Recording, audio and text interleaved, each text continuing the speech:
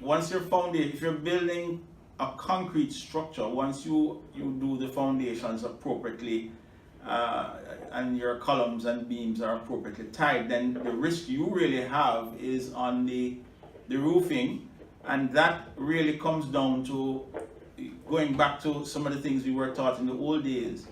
I remember growing up, they taught us that a higher pitch roof really dissipates the wind energy. A higher pitch roof with a much narrower overhang or no overhang reduces the ability for the wind to remove the roof.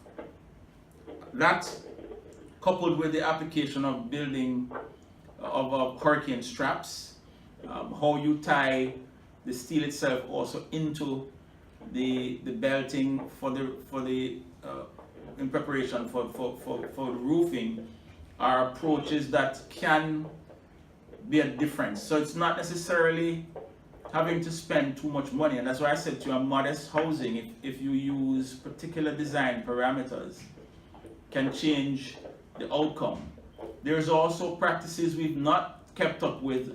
When I was young and I was experiencing Hurricane Gilbert, one of the things that they used to teach us, and in fact we never applied that in Gilbert, but we used to learn about this, where you were told to open the window to the opposite end of where the winds were coming from. I do believe I can do some more research on that, but what that does, it normalizes the pressure that is building up in the house, which also caused the roof to pop. So what we're doing invariably is we keep everything locked up, and the pressure is being built up on the inside along with the wind forces on the outside, and it really takes the roof off as a result of that.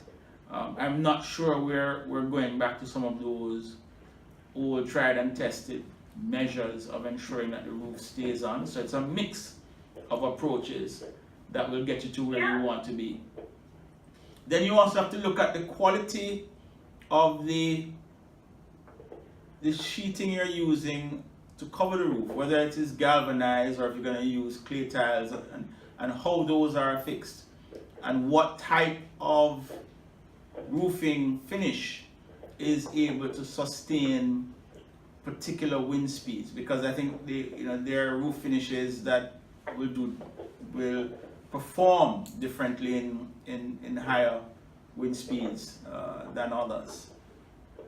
So the grade of if you're using galvanized, what grade of galvanized you're going to be using. I think in the case of Dominica, they've increased their grade from what they typically use. I'm trying to remember if they went from 24 to 26 or 26 to 24.